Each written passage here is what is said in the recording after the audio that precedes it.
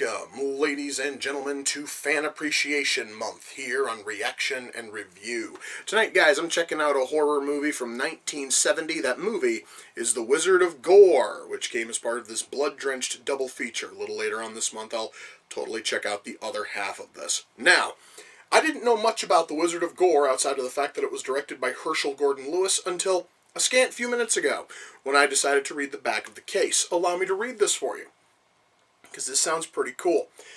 Lunatic magician Montag the Magnificent tears apart pretty young women as part of his stage act, except it's not a trick, it's real.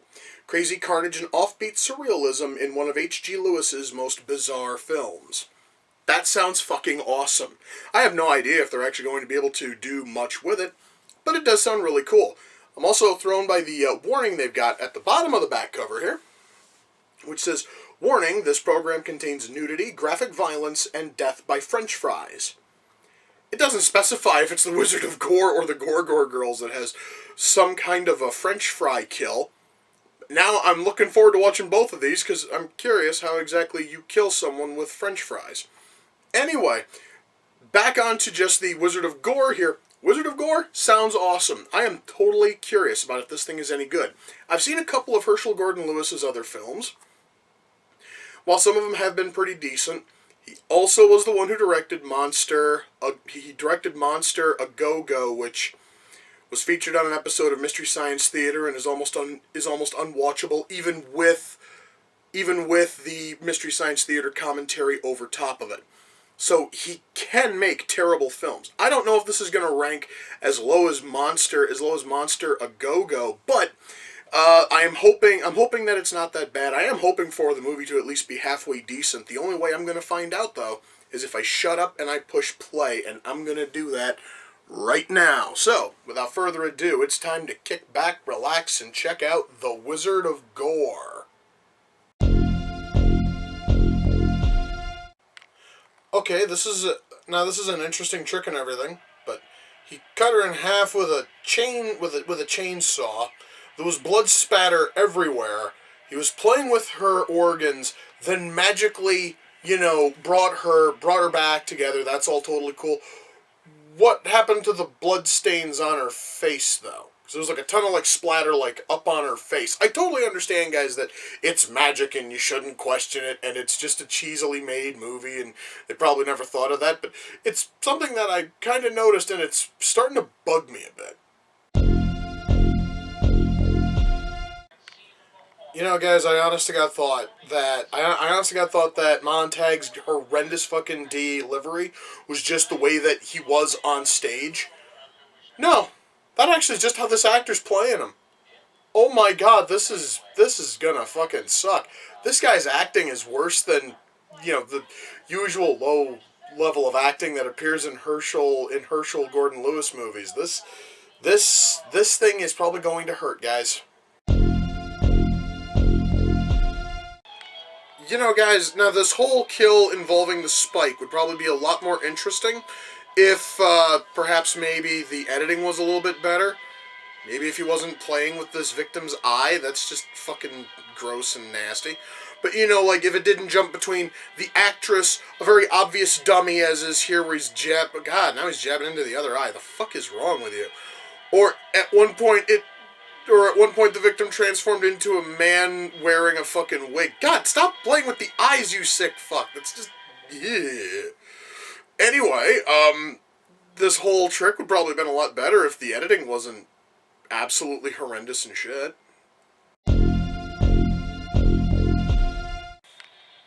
Wow, guys. This has gotta be one of the worst-paced death scenes I've seen in a long time.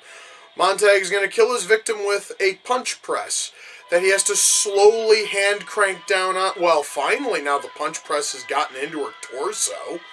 Took a fucking minute, a solid cranking to finally get it down there, but at least it's finally there. Gore effects here are a little bit better than most of the others. At least so far in this film, it's better than most of the others. So at least there's that. At least that's a positive, but still, my God, it sure fucking took its sweet goddamn time getting here.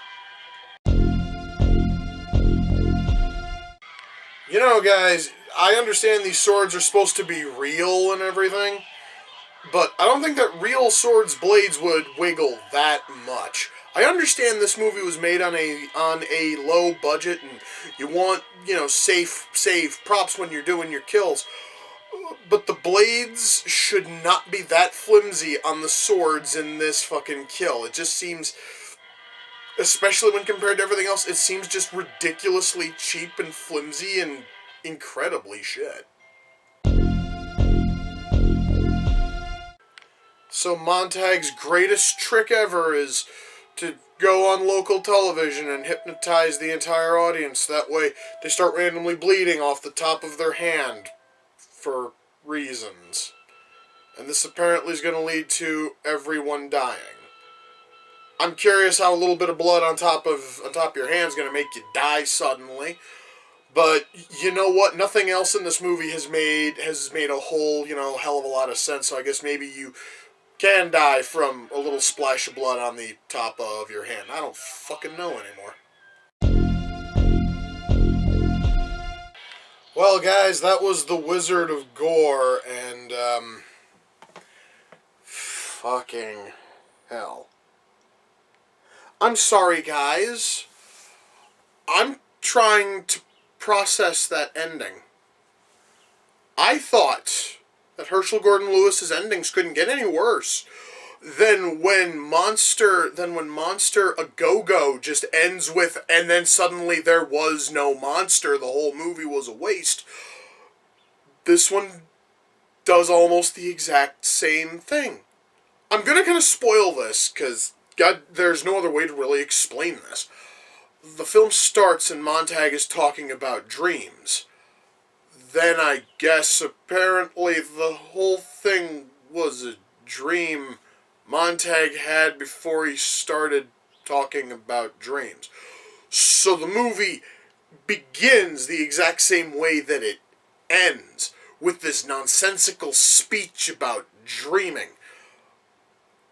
And I guess that's the only way to explain half of the bullshit that happens in this movie, is that it was all a dream. However, though, in doing that, you have rendered the entire movie pointless.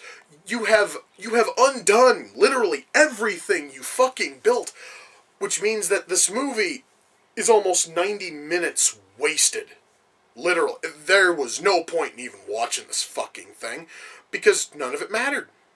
When all was said and done, you could have watched the first, 2 minutes and then shut it off and went, good, I've seen everything, because they undo it all in the end.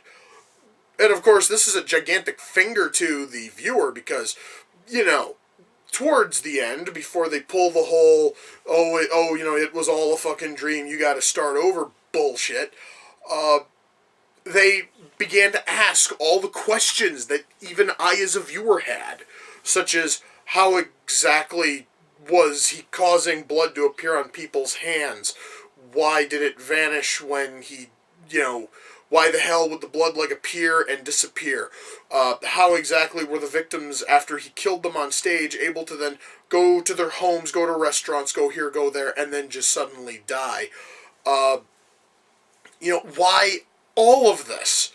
How the hell did any of this happen? And then the movie's like, nope, fuck off, dream.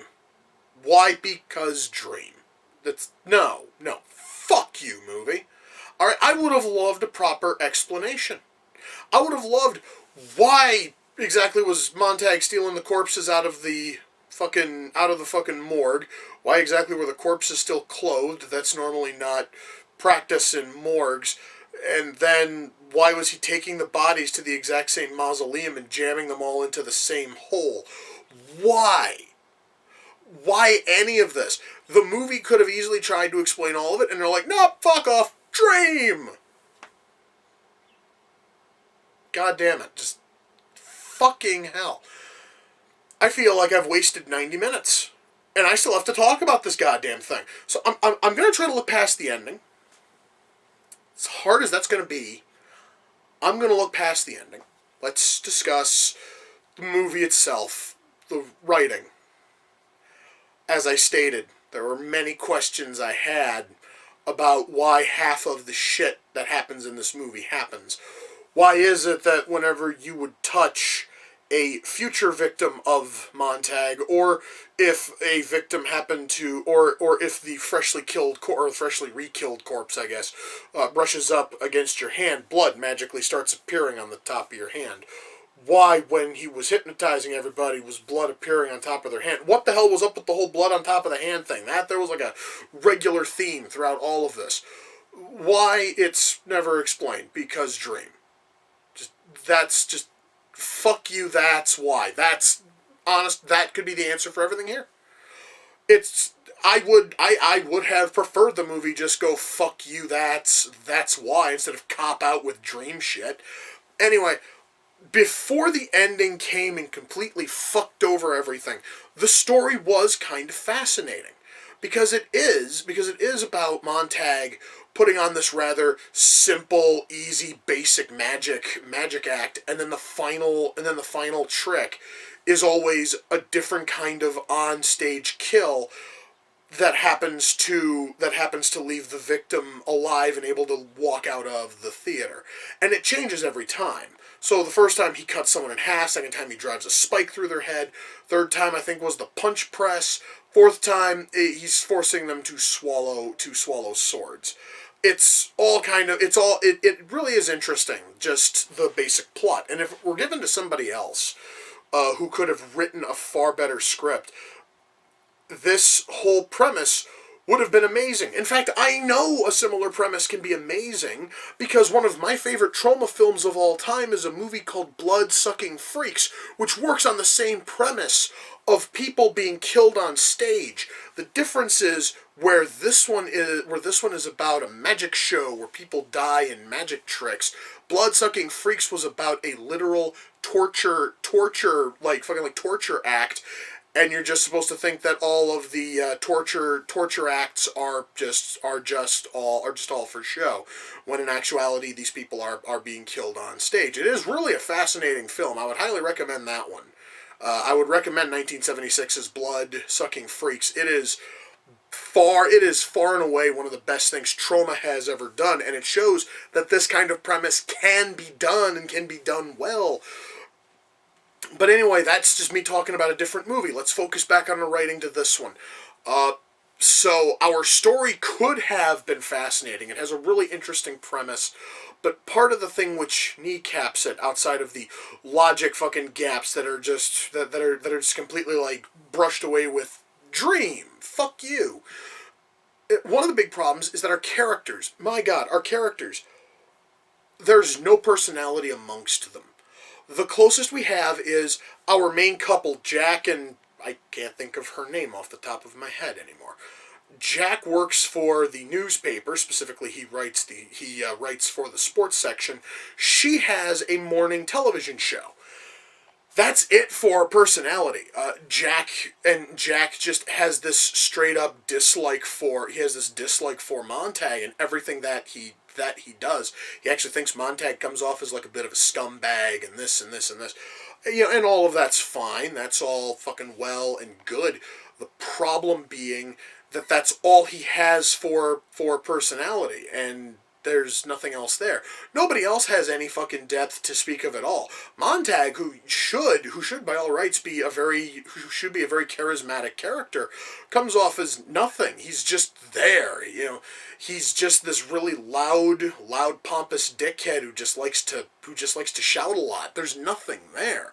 Our characters are shallow and lifeless, and it ultimately leaves this movie feeling empty. Which is really, really a pity. I was hoping for something fun here. I got a really interesting premise, but the writing absolutely just killed any hopes. And then after it killed those hopes, it then proceeded to shit on those hopes with that horrendous fucking ending. Let's just skip past writing, because I just feel that I'm going to continue to talk about that motherfucking ending, and it's just going to make me more and more pissed off. Let's talk about the acting. A common thing amongst a lot of Herschel Gordon Lewis's films is that he didn't hire actors, he just hired whoever the fuck he could possibly find. So most people can't act. Most people don't know how to actually give off any kind of genuine human fucking emotion. Most of them almost sound like space aliens who've just now learned English but haven't quite grasped the concept of feelings. That's exactly how almost everybody is here. Montag shouts every single one of his lines. He basically is the hammiest motherfucker you will ever see, and it's that bad kind of hammy acting because there's no feeling to it. Now instead of putting too much feeling into it, he just shouts it in hopes that it will work. Everybody else just doesn't fucking care. Everybody else is just reading off their lines as if they were just told them 30 fucking seconds ago and haven't had a chance to prep for it. One thing that I saw, which was absolute proof that this cast doesn't know what the fuck they're doing, is there's a scene where Jack is talking on the phone. Now, phone acting is something that is one of the most basic things that you need to know if you're going to be an actor, because there are going to be times when you're on stage or when you're in front of a camera and you're going to be expected to act as if you're having a conversation on the phone, which means you have to have the phone in hand. I'm just going to use my Blu-ray remote for this. You have it up to your ear, and it looks realistic, but you have to have the pauses in there, as if you're listening to someone talking on the other side, and they have to be realistic pauses. The guy who played Jack here didn't fucking do that. He basically would put like a 1 second pause in and answer a statement that would have taken at least 3 to 5 seconds to have been fucking stated. So yeah, there was no fucking attempt at timing there at all, which shows me that the man is not comfortable on camera. Besides the fact that he always sounds, either fucking dead or just kind of nervous because he's not used to being on camera. I don't know what it is. He didn't fucking sound like he should have been in front of the camera. No one here sounds like they should have been in front of a camera. Montag is probably the closest we get. But then again, that though is because he's taken to just shouting everything, and at least that's better than the wooden horse shit everybody else turned in. Yes, guys, acting here was kind of shit. Editing. Yeah, guys, I'm going to skip past special effects. God damn it, I need to talk editing for just a minute. So, I guess to tie into the whole dream thing in the ending, our editing is all over the fucking place, especially on the kills, where you will see Montag basically like he basically was like chainsawing into this person's chest, and there's blood splattering everywhere, and he basically taking his bare hands, he's sitting there and he's like playing around with all of the organs and shit. And then you cut to what the audience sees, and it's this ultra clean thing where the saw's not even touching the fucking body. It's like you basically have to flip-flop between this ultra bloody, ultra gory scene where there's blood flying everywhere and the victim's face is just covered in fucking blood because it's splattering upwards. And then you have what the audience sees, which effectively amounts to nothing. It's so odd. And this happens with every single kill. It happened with the fucking spike, it happened with the punch press, it happened with the swords. Where you would see the audience with the swords trick. Montag is taking each victim and he's turning their head up and he's taking the sword, he's sticking it down. It's a usual sword fucking swallowing act. And then you cut to, I guess, what is supposed to be the real world, and Montag's like forcing this sword in, and they're screaming, and they're vomiting up they're vomiting up guts, and it's like that made no sense to me. That whole weird editing thing. I guess maybe it was supposed to be. It might have been that Montag was hypnotizing the audience. Well, that was part of the whole thing. Is they state that he was hypnotizing the audience. Perhaps maybe he was hypnotizing them so they didn't see all of the blood and all the gore. Even though that was in the speech he gave before every kill, was that people essentially revel in seeing gore and blood. So why the hell would he hypnotize them to not see it? You would think that he would want them to see it, thus fucking cutting from simple basic act to blood-drenched horror doesn't work. The worst case, though, of editing has to do with the spike kill, where he has this female victim and he's driving this gigantic black metal spike into the side of her head, which would have been fine, except at one point, the actresses switched out for a noticeably male actor wearing a ridiculously fake wig, and at other times it's a dummy that looks ultra fake, which the only time that actually has any kind of like gross out ew factor, at least for me, is when Montag's poking out the eyes and he's fucking around with the eyeballs. But then again, that's because when people's eyes are fucked with in movies, I just find that to be kind of sort of sick. Would probably have been even more effective if the dummy didn't fucking look like it was made out of paper goddamned mache. Looked terrible. And the wig on that also was fucking hideous. And it kept jumping between actress, actor, and dummy, and it didn't work. It looked so fucking amateur and piss poor. But that probably would have been fixed if the special effects were at least halfway decent. Now I'm going to touch on special effects. The special effects in this movie, well, by the standards of 1970, the special effects are kind of sort of decent, minus, jumping from an actress to a dummy to an actor in a wig, but that, again, is more editing than it is anything else. Special effects here, once more, by the standards of 1970, fucking great. I mean, it's gruesome, it's grisly, it's not the kind of thing you normally saw in movies, including gore films. You didn't see this kind of thing. So, by those standards, it's great. By today's standards, it sucks. But you also have to understand, this movie came out in 1970. This movie's over 40 years old. So naturally, the special effects will not have aged well. And I guess that would be the big issue I have, is that the special effects, if you can look at them through the lens of the 1970s, is fucking, dark, grisly, revolutionary, but it hasn't aged well in the slightest. It's aged remarkably badly. So if you can't put yourself in the mindset of the early 70s as you're watching this thing, the special effects are going to come off shit, cheap, and terrible to you. I'm just going to say that right up front.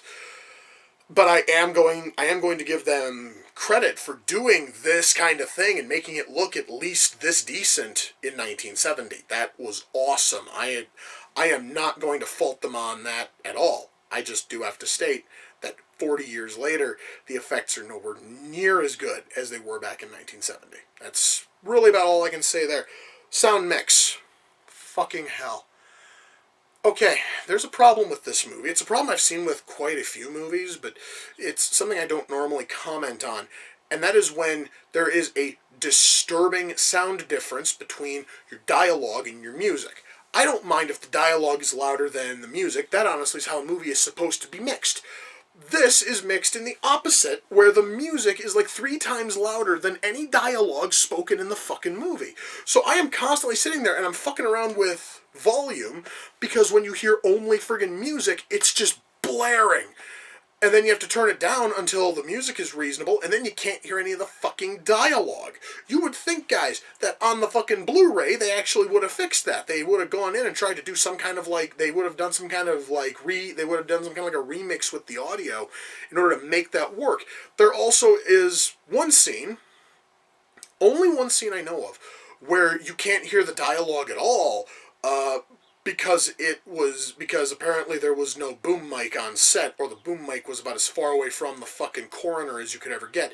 And it was in the morgue, and it was when Montag is taking one of his victims and he is able to hypnotize the coroner. The coroner says something before he is hypnotized. I couldn't tell what. I couldn't hear it because his line was almost totally inaudible. You cannot hear it. Actually, you probably could if you crank the volume up on your fucking TV for the scant 2 seconds it takes him to talk.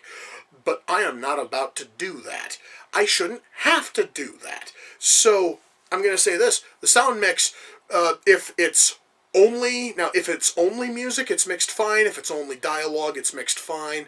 If it has to ping-pong between dialogue and music, or God help you, if both music and dialogue are going on at the same time, which almost never happens, it then becomes a car wreck. So, I will say that. Music. The music here is actually kind of decent. I will say that much. Most of the music here is kind of catchy. There's this weird fucking twinkly kind of song every single time that Montag is finishing up a stunt, or every time you see the, clean, gore, fucking free version of the tricks. It's just real weird, twinkly, like twinkly kind of sounding song, and it doesn't do anything. I mean, that one there sounds kind of sort of irritating, but then again, that's just because it's like 4 notes looped, and that's it. Everything else at least sounds halfway decent in terms of music. Guys, ultimately, when all is said and done, can I recommend The Wizard of Gore? No, I fucking can't. This movie just... I would probably have been able to say yes if that ending wasn't there.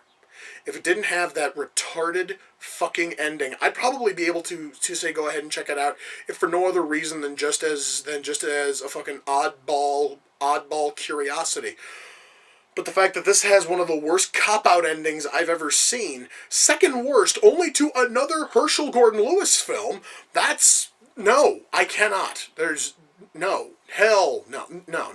Guys, if you want to see something which is similar to this, but is better in every fucking respect, better in terms of gore, better in terms of writing, acting, special effects, music, go watch Blood-Sucking Freaks. The Wizard of Gore is not worth it. The movie has aged incredibly poorly. That is really its biggest sin, is a lot of movies age like fucking wine. This hasn't. This has aged so bad it's not even funny. Now, The Wizard of Gore came off the Amazon wish list. The person who sent it in was Joseph. I really wish I could give you any more detail beyond that, but that is all I got. I got Joseph's name off of the shipping invoice when this came in. And Joseph, I thank you. I kind of wish you could have given me a channel or something I could possibly plug, or perhaps maybe you don't want that kind of thing. If not, that's totally cool. I am still going to thank you. I was curious about this. I have wanted to see more stuff from Herschel fucking Lewis, and while The Wizard of Gore wasn't that good, maybe, perhaps, the Gore Girls will be. And that this would probably be worth hanging on to then. But I will find that out a little later on this month, and I wouldn't have found out about The Wizard of Gore or the Gore Girls, Joe, if you hadn't sent it in. I thank you for that. You're fucking awesome. Now, talked about Blood-Sucking Freaks. I love that movie to fucking death. I'm looking at my Blu-ray right now. I'm going to go watch that because that movie's amazing. So, that's going to do it, guys, for this installment of Reaction and Review. Until next time, ladies and gentlemen, take care, and I will see you all in the near future. Peace.